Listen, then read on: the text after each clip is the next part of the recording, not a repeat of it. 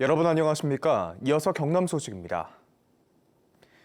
고령 운전자의 교통사고가 갈수록 늘면서 자치단체마다 운전면허 자진 반납을 유도하고 있는데요. 하지만 경남 시군별로 지원 연령과 금액의 편차가 커서 제도 개선이 필요하다는 지적이 나옵니다. 천연수 기자의 보도입니다. 주차장에 줄지어선 사람들을 들이받는 1톤 화물차. 건물 주차장 벽을 충격한 뒤 건물에서 추락한 택시. 버스 정류장으로 돌진한 검정 SUV 차량까지. 사고 운전자는 모두 70대 이상입니다.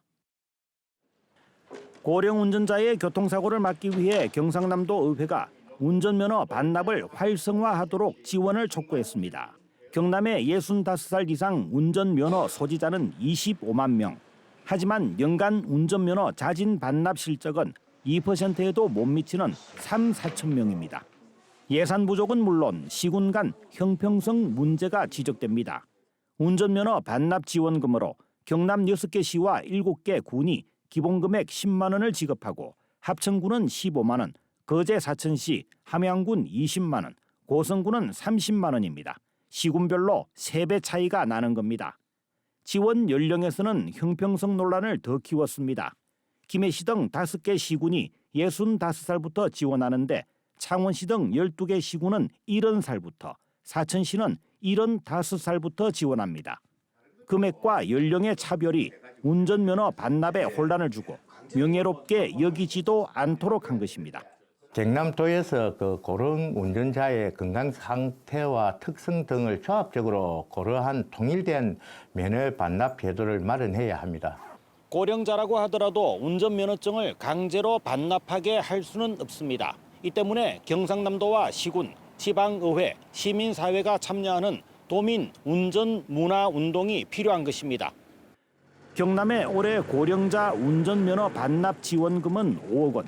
지원 예산을 더 늘리는 노력과 함께 운전하지 않는 고령자가 이동에 편리하도록 대중교통 기반시설 확충과 요금을 감면해주는 제도 도입이 대안으로 제시되고 있습니다. KBS 뉴스 천연수입니다.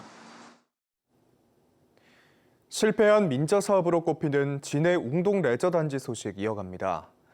경남개발공사와 창원시에 대한 사업 시행자 지정 취소로 일단락될 듯 보였던 이 사업은 창원시의 소송 제기로 새 국면을 맞이했는데요. 소송 결과에 따라 자치단체의 추가 재정 부담과 함께 사업 정상화 시간이 늘어날 것이란 우려도 제기됩니다. 송현준 기자입니다. 부산 진해 경제자유구역청이 진해 웅동 레저단지 사업 시행자 자격을 취소한 것은 지난 3월입니다. 경남개발공사는 즉시 처분을 수용했지만 창원시는 이에 반발했고 지난 11일 법원에 소송을 제기했습니다. 오는 30일 법원에서 가처분 신청 첫 심리가 예정돼 있습니다.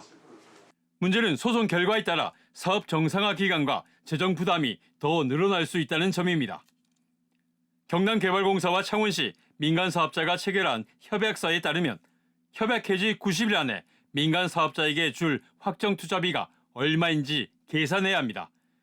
또 산정된 확정 투자비는 석 달 안에 지급해야 합니다.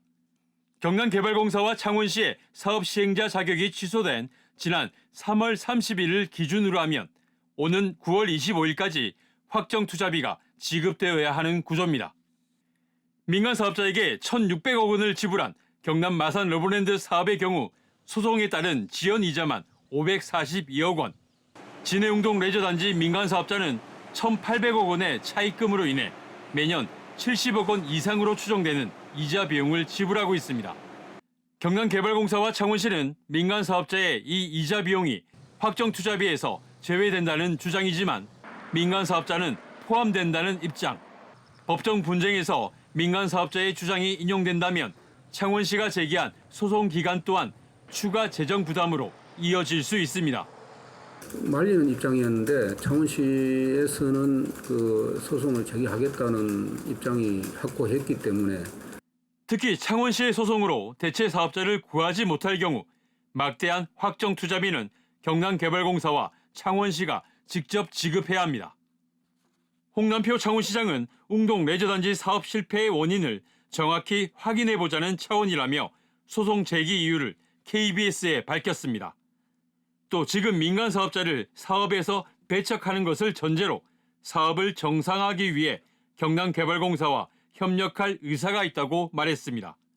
KBS 뉴스 송현준입니다. 의창 소멸업인 조합은 어제 경남도청에서 기자회견을 열고 창원시가 웅동 레저단지 관련 소송을 취하해야 한다고 요구했습니다. 이들은 창원시가 경남개발공사와 어민의 반대에도 사업 시행자 지정 취소 소송을 제기한 것은 어민 등 창원 시민이 아니라 골프장을 운영하는 민간 사업자에게 유리한 것이라고 주장했습니다. 이들은 또 대체 사업 시행자를 빨리 공모해 진해 웅동 레저단지 사업이 정상화되도록 창원시가 협조해야 한다고 강조했습니다. 경남의 거장을 만나다. 오늘은 2008년 5월 타계한 통영이 낳은 한국문학의 거목 고 박경리 선생입니다. 우리 시대의 대표 베스트셀러 소설가 공지영 작가와 함께 하동 평사리에서 박경리 선생의 대하소설 토지의 힘을 느껴보시죠. 진정은 기자입니다. 집필 기간 25년, 등장인물 700여 명의 원고지 3만여 장. 1969년 집필에 들어가 1994년 16권으로 완간한 박경리 선생의 대하소설 토지는 하동 악양 평사리에서 시작해 평사리에서 끝이 납니다. 지리산이 품은 너른 들판, 경상도 방언을 쓰는 구한말 만석지기와 민초들의 삶, 그리고 광복까지 이어지는 민족의 한을 파노라마처럼 담아내고 싶었던 작가는 운명처럼 평사리를 만났습니다. 여기 지나가시다가 이걸 보고 여기쯤이면 지주가 있겠다. 그러면 갈등이 충분히 생겨서 대하소설이 나오겠다 이렇게 생각하셨다고 해요. 소설의 인기는 허구와 현실의 경계를 허물고 사람들의 실제 삶으로 들어왔습니다. 사람들은 익어가는 들판의 곡식에서 위안을 얻기도 한다.